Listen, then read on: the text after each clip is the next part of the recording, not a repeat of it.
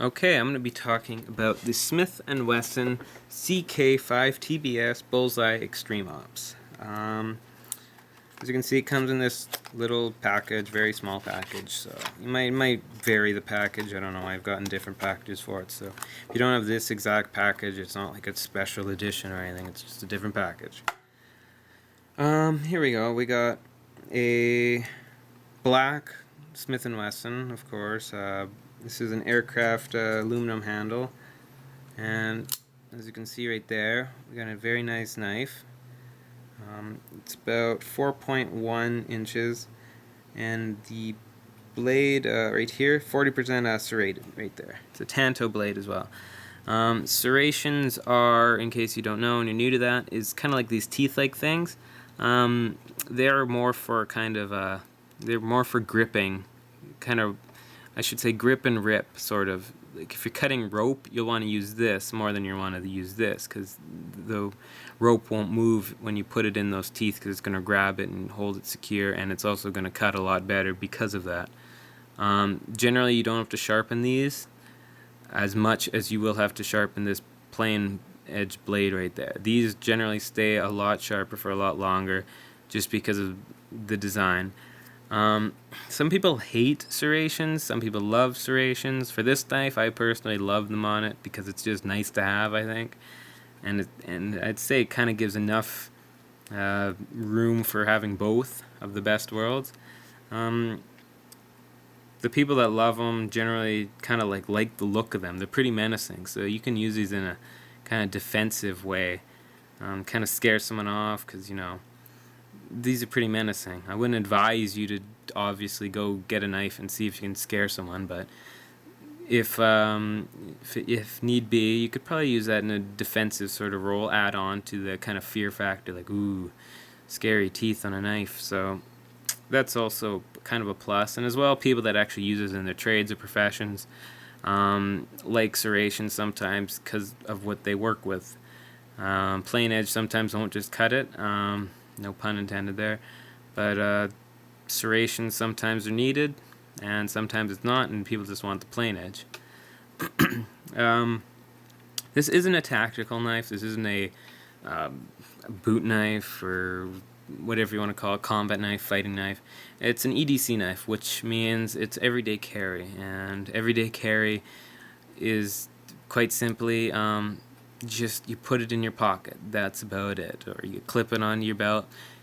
You live in more of an urban, I guess, setting where you might just need a knife for, you know, I don't know what you really need it for, cutting open a box, or I don't know, just cutting something. It's just everyday carry, every general usage, really. No specific purpose, just kind of handy to have. Kind of like having a, I guess, a lighter or something. You might not ever use it, but it's handy to have. Here we go. What else about this knife? We got a, oh yeah, I forgot about to mention this. It's got an angle blade. Some people might like that, some people might hate it, some people might want the curved blade, some people find, I've heard from a person that I knew who was kind of into blades that he likes these a lot better because they're easier to sharpen. Are they really? I don't know. I never really had to sharpen this because it just came out pretty sharp out of the box, so that's something up to you again. I mean, if you like this kind of knife, there you go. If you don't, serrations, like I said, you don't really have to sharpen them that much, and also you need to use a specific tool. I don't really remember what it was. It was like a diamond rod or something. I'm not going to advise you on what it is because I don't know, so it'd be uneducated of me to really give you a guess. So other than that, that's all I can really say about that. Oh, one thing also that I should say, because I did do this, is that this is not a spring assist knife. Like when people do that in their videos, it's not spring assist whatsoever. It's not even a switchblade or anything like that. It's just the pivot, or whatever you want to call that. It comes out very, very well. And you can almost, like, just a bit of practicing for like a few minutes, you can easily get that knife out. Shouldn't really do that, but I'll get to that at the disadvantages. What about this knife? What else? 2.8 ounces is about the weight. Comes with a limited lifetime warranty. It's made in China, so this thing is actually relatively cheap. It's like $10 to $15. 20 max. I wouldn't actually pay anywhere than 20 bucks for this, just because it's the average price is 10 to 15 probably. Look online, you'll find it somewhere. eBay, Amazon, I think has it too. Just the general places. You can probably even get a better deal if you look somewhere else, maybe. That's pretty much as good as it's going to get, 10 to 15, I think.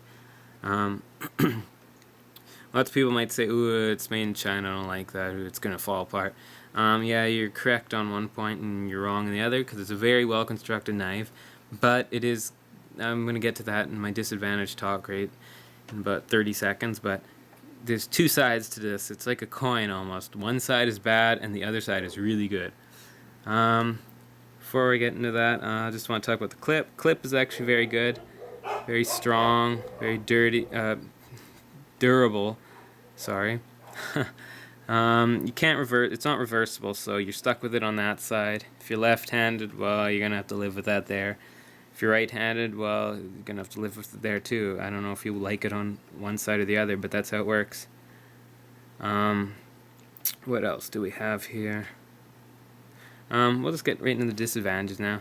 Disadvantages. Had 4 of these, I think. Yeah, 4.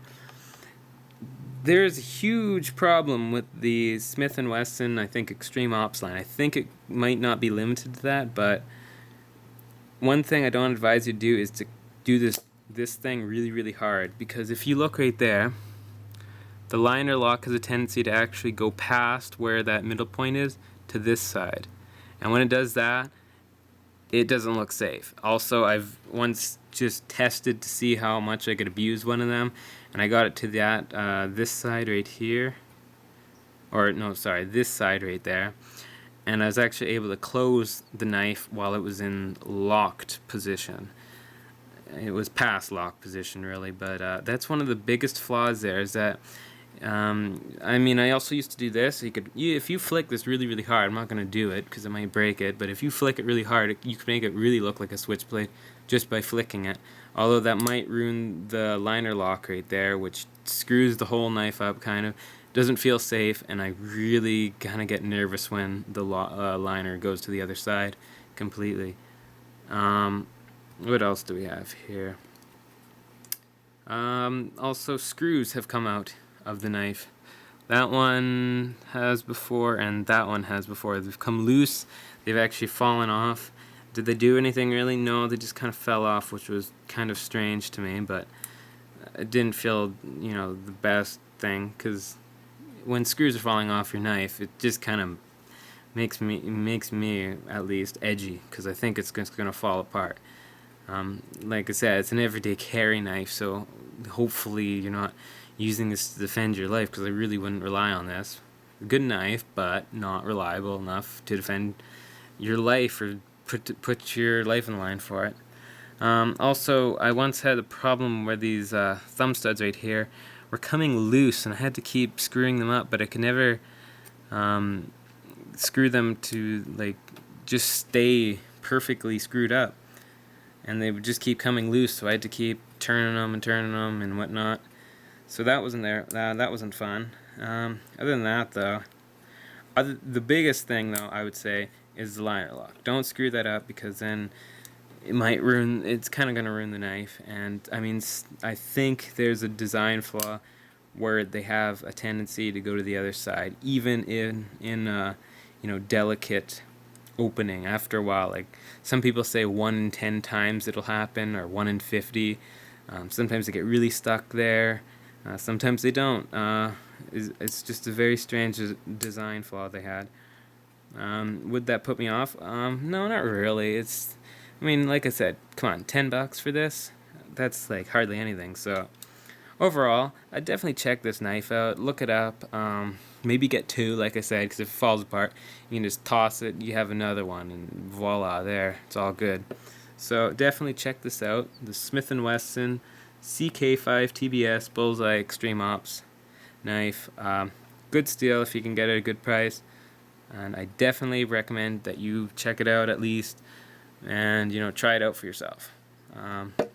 Good everyday carry. That's just about it that I can say. I'll try to have another review up in, I don't know, maybe a few minutes if I really feel like it, but I'll see you then.